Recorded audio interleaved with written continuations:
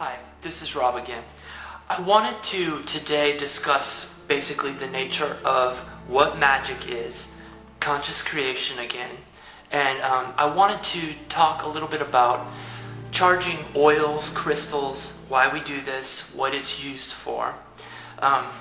One of the things I wanted to say right up front was you'll hear me oftentimes use the term conscious creation.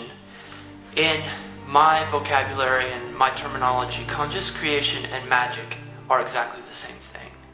And I oftentimes hesitate to use the word magic in public forums because there's such a stigma and misunderstanding about what that is. For years and years, people, religions especially, who desire to control people, such as during the formation of Christianity, was basically formed to control people. And lots of religions, they have tried to suppress this knowledge of our God-given use of energies within us to empower us, because the truth is they do not want us to be empowered completely. If we were empowered completely, then what need would we have of their institutions? And at the highest level, people who are in charge of such groups realize that. And so they have tried to suppress this knowledge for years. Although they have tried to suppress it, it has still passed on from generation to generation.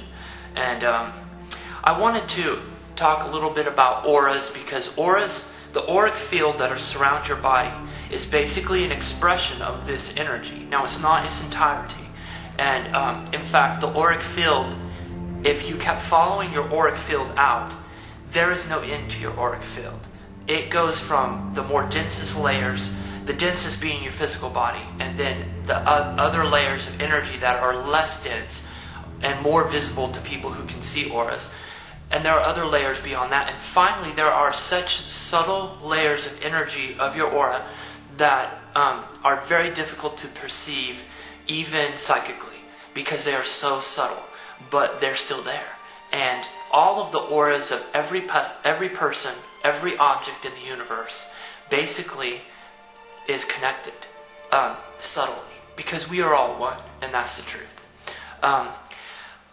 Another reason, though, I don't like to use the word magic very much, although I've entitled this short series Magical Arts 101, is because people have a misunderstanding about this magic. They automatically associate it with evil, and that is what religions have wanted people to associate it with, so they would stay away from it. And that is not true. You have God-given powers within you, God-given ways to use His energy or her energy, both the female and the male, the yin and the yang, to manifest your creations.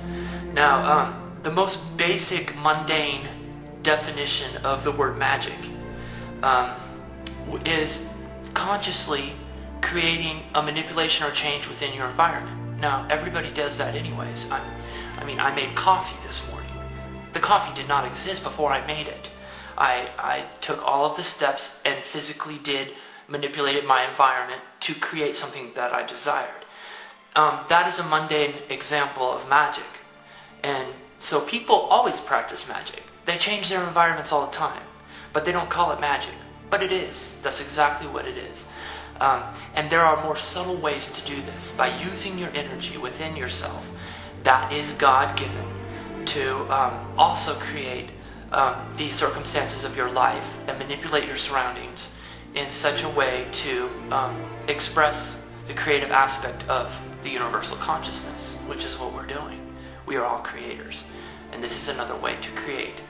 And people have known this for generations. I wanted to briefly tell you why I have been interested in auras all my life, and which led me on to learning about these things. We all have different journeys. But when I was small, as far as I could remember, my most earliest moments of life, and I'm talking about even before the age of 1, maybe 9, 10 months old, I have memories of this.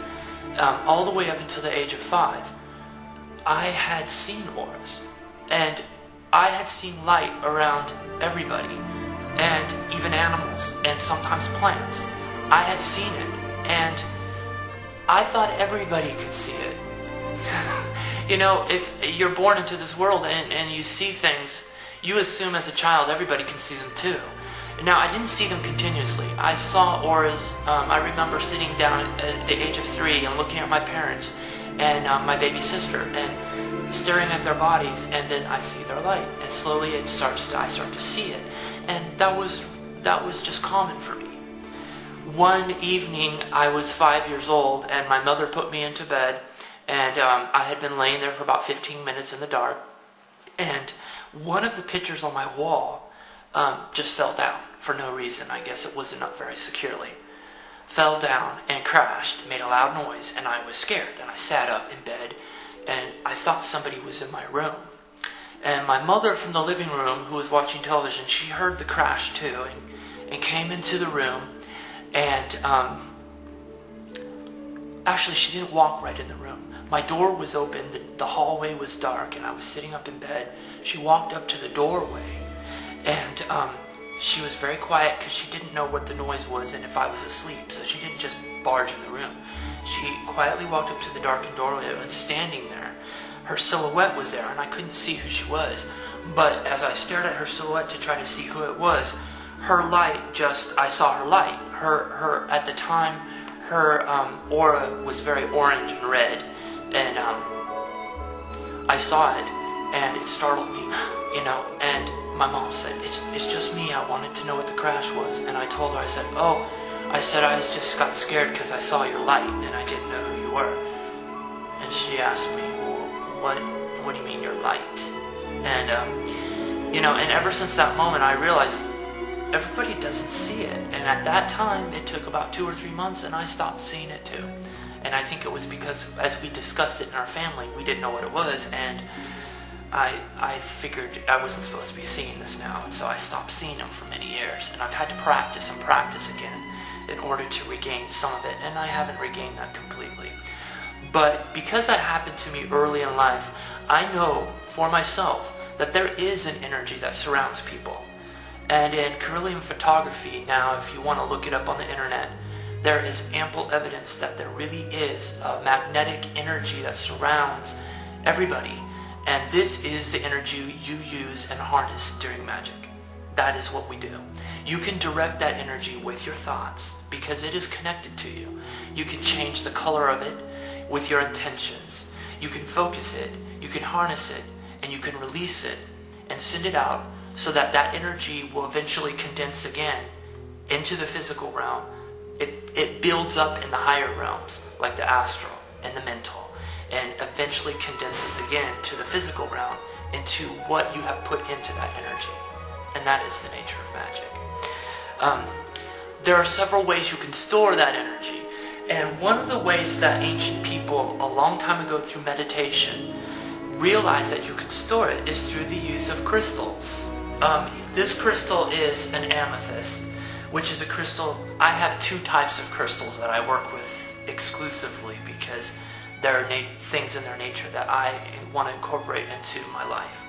And one is the amethyst, which is basically, an amethyst is just a quartz, but its color is a purple or a violet, and a deep violet to purple.